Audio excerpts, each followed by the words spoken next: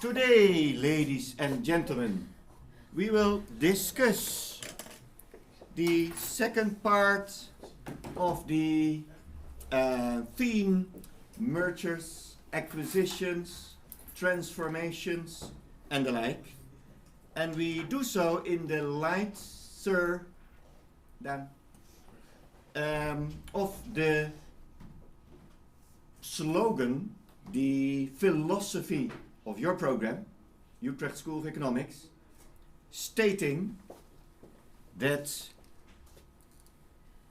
this Utrecht School of Economics focuses on all the relevant factors that influence a community by taking a broad view on welfare and all the elements involved, the real world perspective. Today, we try to do exactly that in this course on corporate law and regulation by reviewing enterprises in a community type of setting. And a community involves private individuals as investors, involves a state with a broad task to keep peace in that society, and the overall utilitarian objective of welfare. And not just welfare, but the maximum possible welfare of all involved, which is a very classic economists type of phrase. And then the real world part is that today we further zoom in on those topics where the enterprises transforms in the sense of that new emerging legal persons are created, or that a legal person is divided in sort of cloning in smaller legal persons. Transformation in the sense that the shareholdership changes and takeovers. And then next week we will look at the theory of the regulatory strategies of the state to solve the agency problems involved. So today we fine-tune the factual idea of what are the options. Last week we had 3 options. Today we will add 9 more options. So that, first of all, we know what we talk about. Secondly, in all those options, we identify who's the principal, who's the agent. So who is tricking who. And only then it makes sense to review the strategies of the state, of the regulatory mechanism, to solve those agency problems. So today is real world. Next week is more theory. And in the language, there are 3 items out of the categories of life cycles. So one of the learning outcomes is that we appreciate that different names are used for the same. For instance, 4E, Edward, is hostile takeovers.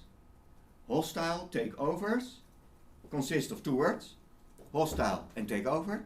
Takeover is, broadly speaking, the idea that a new team of shareholders become shareholder.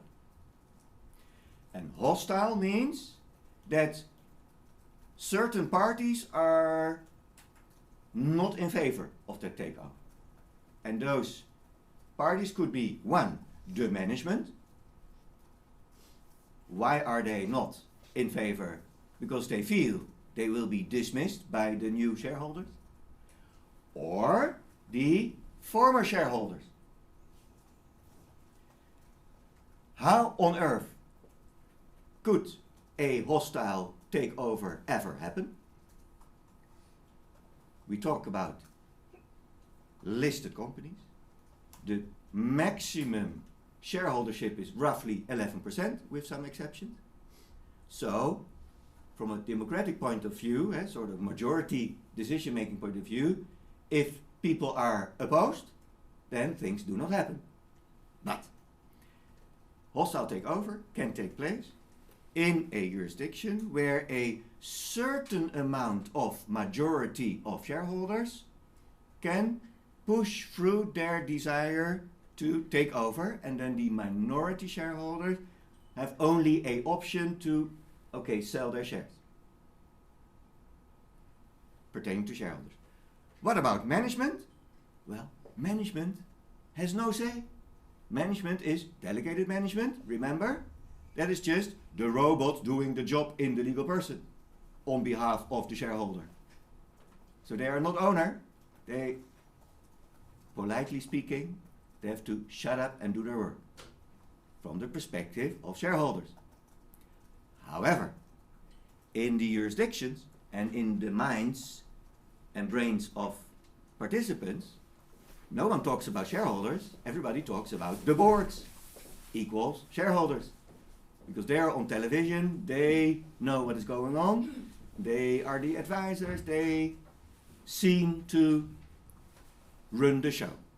So the main purpose of a course on legal thinking is that you appreciate that from a legal perspective, board is just, you know, can be dismissed 24/7.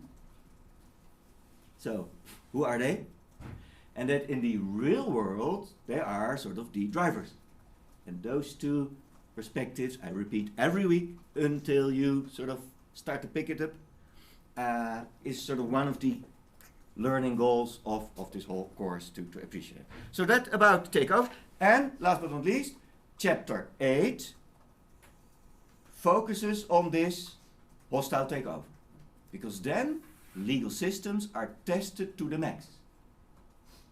In the sense that, are you playing along the rules of a specific legal system, US, UK, European Union, and are you realizing your hostile takeover, or are there protective measures in the corporation or in the legal system that obstruct the takeover?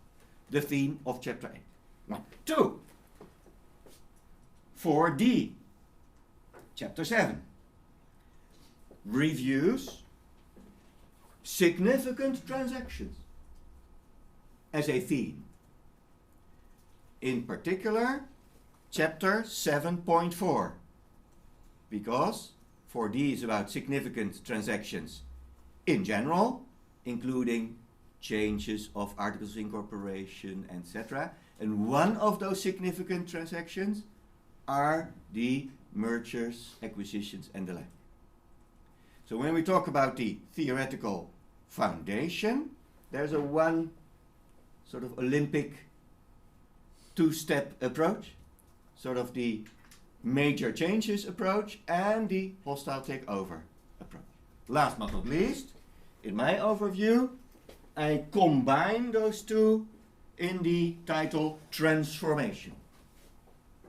And why, or what could be a tool to remember transformation? Think of the company name.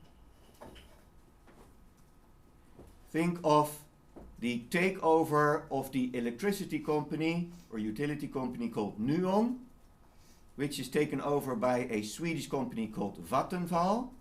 And I'm pretty sure that somehow you noticed on television, Dutch television, that they have advertisements that Nuon is now renamed to Vattenfall, symbolizing transformation.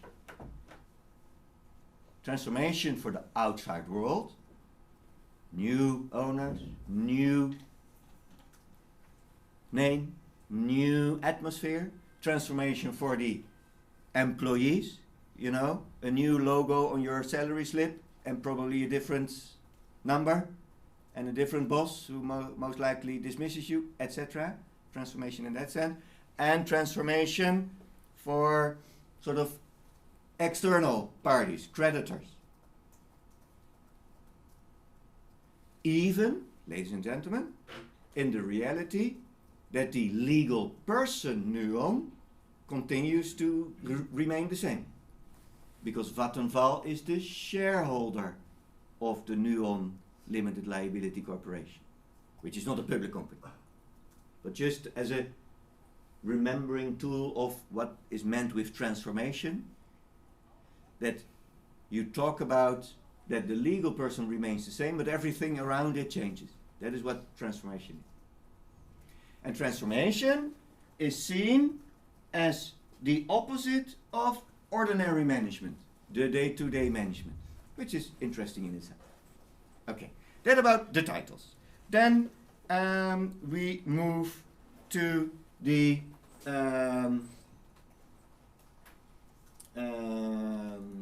let me see.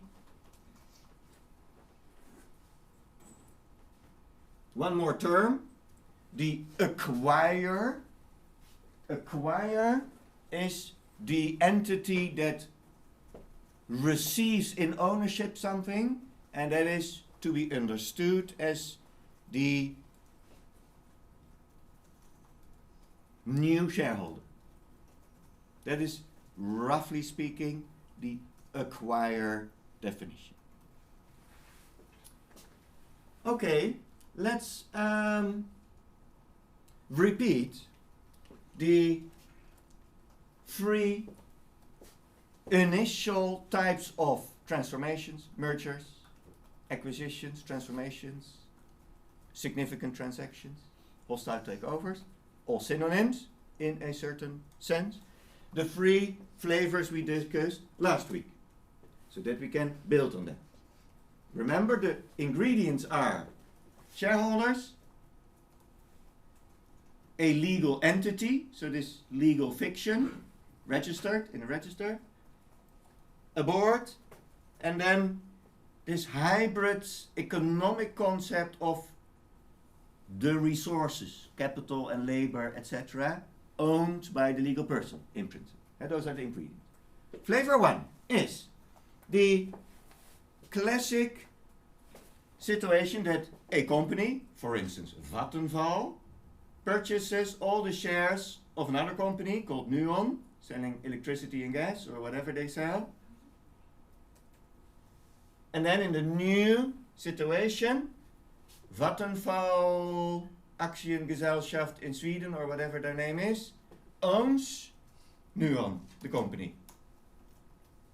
And the happy former shareholders of that electricity company, which happens to be municipalities, provinces, so funny, and they have cash. Cash in the sense a balance on a bank account. So cash not as in banknotes, but in the sort of the broad economic term of cash. Is that a sort of correct term? Cash as in bank account? Alright.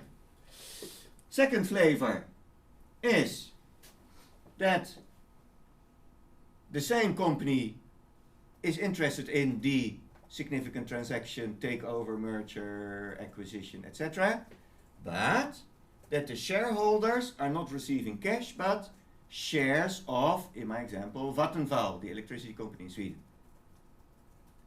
So the municipality of Amsterdam owned shares of Nuon first, and then they shared shares of a listed company in Sweden called Vattenfall.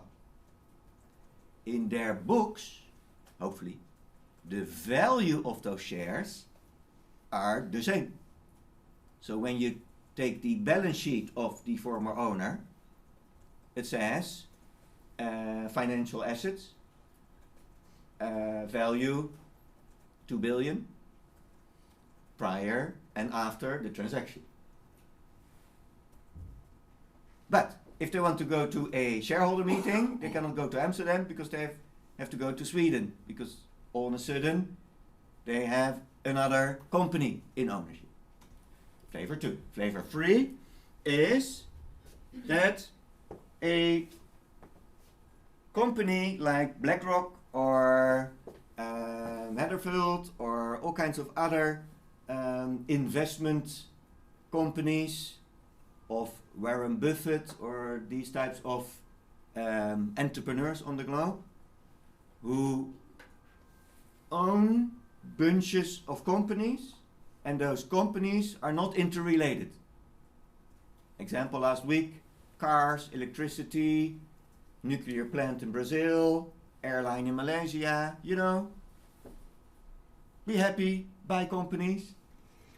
And that in that perspective, there is interest in a new company.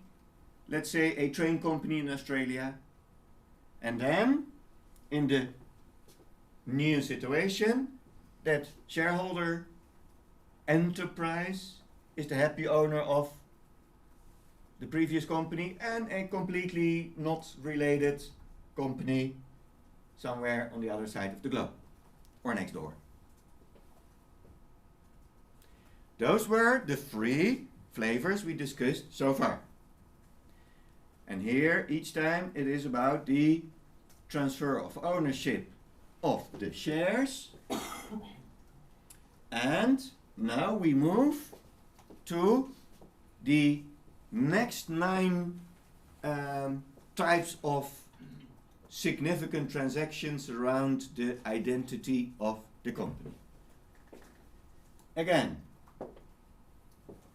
in principle, we talk about public companies, so that the purchasing and selling is taking place on a marketplace called stock market.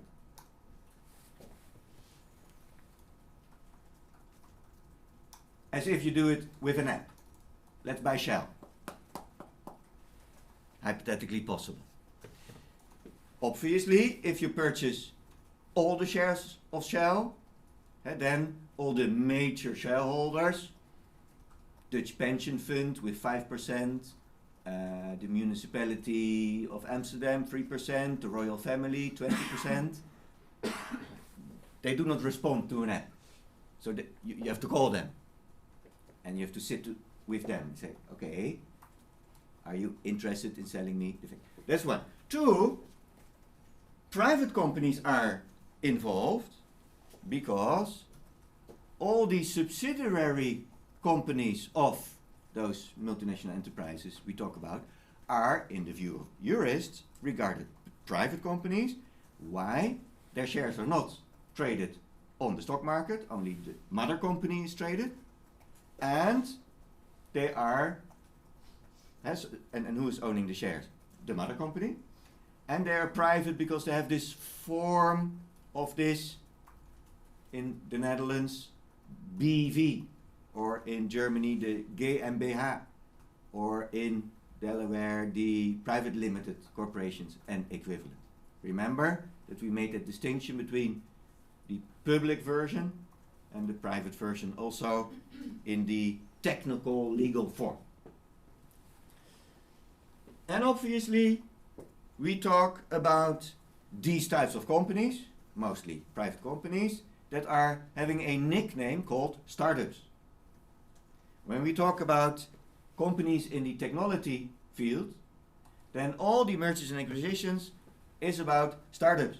A startup of face recognition, a startup of fingerprint recognition, a startup of, foldable screens, etc. All those inventions are not invented by Samsung or Apple, but by little smart guys, your fellow students here at the Uithof, who then invent something, create a startup. Lawyers says a private limited liability corporation, the shares of which are then purchased by Apple, Facebook, what have you.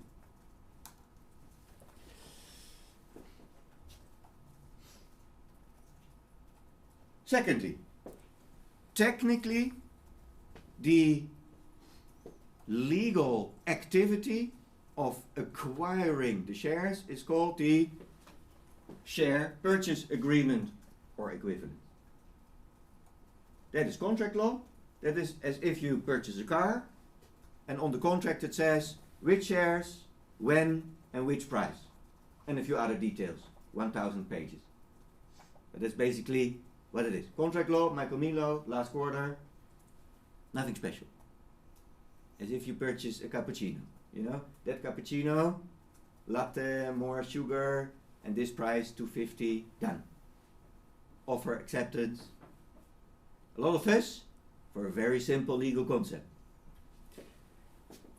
And then, in the public version, there is due to the regulation we will discuss next week, a little bit this week, a sort of idea to manage the agency problems, principal agency problems, by this transparency trick. And one of the tools of the transparency trick is to force the bidder, the acquirer, synonyms, to make a public bid. To put on a website, hereby we offer $95 for the shares of Shell. So that all the shareholders, the pension funds, the royal family, and our friends on the Bahamas and in New Zealand can read, oh, they're offering a certain price for my shares, and can react by raising their finger, yes, I join.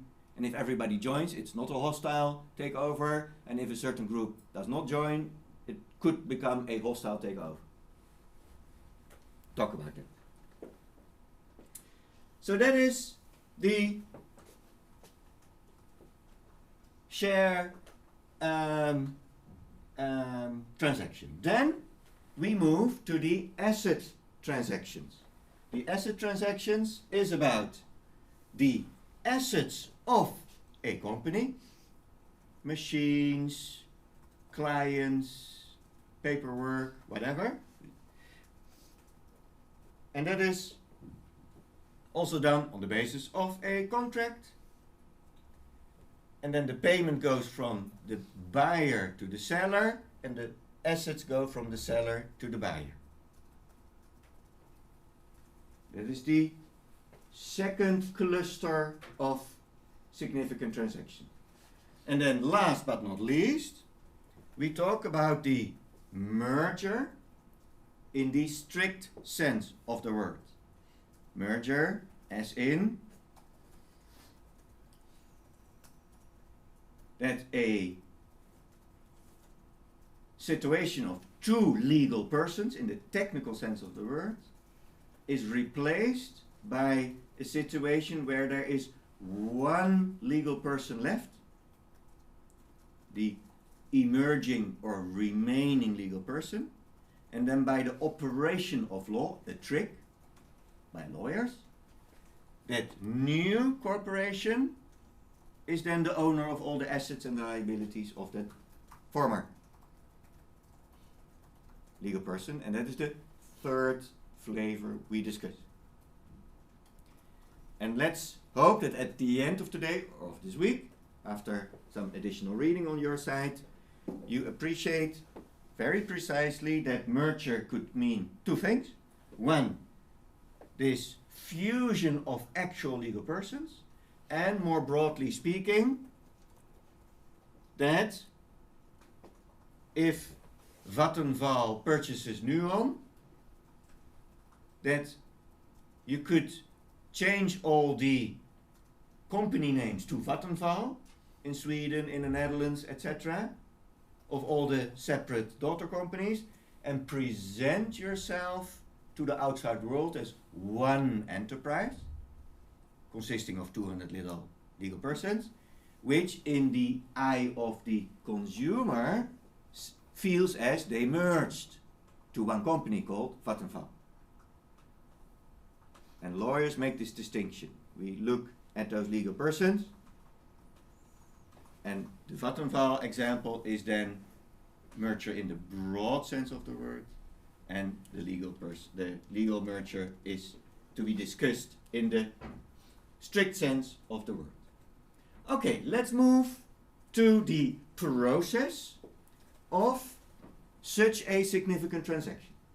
Because in the share transfer flavor, 2 in the asset transaction, 3 in the legal merger scenario, the steps are each time the same. Because from a business perspective, no one cares how the lawyers call it. That's typically for us now in this course, and the suits when they finish the deal, but of no concern of the entrepreneur, you know. He thinks in turnover and profit. Who cares, you know, where the legal persons are from a business perspective? So all three types have the same process. Step 1, theme confidentiality. Confidentiality in the sense that when you start to talk about, could I maybe in the future purchase your company, you don't want that anybody else knows about it. Because news on significant transactions could actually influence the stock price. And that triggers all kinds of legislative machinery. We will discuss next week about insider trading, market manipulation, etc. So the first step is, how do you organize that whatever coffee drink you have with potential sellers stays confidential? And that's the first step where the lawyers step in and have a solution, and the solution is a confidentiality agreement, which is a little piece of paper in which it says, I will keep everything secret. What is the issue? The issue is twofold. 1, which information is covered by the secrecy clause and which information is public in the first place? Remember, talking about listed companies who publish all kinds of stuff on a yearly basis, you know, up to including the value of the house of the manager, the board. And so, where is the secret information with public companies? Well, so that is the first concern, and the first couple of pages of a confidentiality agreement defining which items are confidential. Think of the startup with the invention of the foldable screen. Well, you can imagine that how that actually works is a sort of company secret. So that is in the confidentiality agreement. Or when you try to purchase Shell, confidential information could be that secretly they are talking to the government of China to take over all the Chinese oil companies. No one knows. And maybe British Petroleum is also interested in the Chinese market. And that leads to the second topic. The funny thing with information is the moment it's in your head, you cannot take it out. So you could, with the excuse, I want to purchase your company, sit in a conversation about the details of the target company you want to purchase, get all the company secrets and said, by second thoughts, forget about the sale. And then run to the Chinese government and said, I heard that you have new oil fields and we can pump too, British Petroleum. So that is sort of the funny thing of the first stage of those talks. And what you try is to make sort of lawyer's language which is so scary, as in if you reveal or use the information you will pay a penalty sum of $2 million and you're personal liable and all kinds of other clauses that tries to contain the risk that the interested party is stealing your company secret. Another theme is no soliciting assets. In your talks, you discuss the key engineers and the key people in the company. And you get their CVs and their assessment talks, etc. And then you know exactly who are the key persons of Facebook. His name is Zuckerberg. And then you say, okay, after the talk, let's call Zuckerberg whether he could join Apple to make a Facebook-like thingy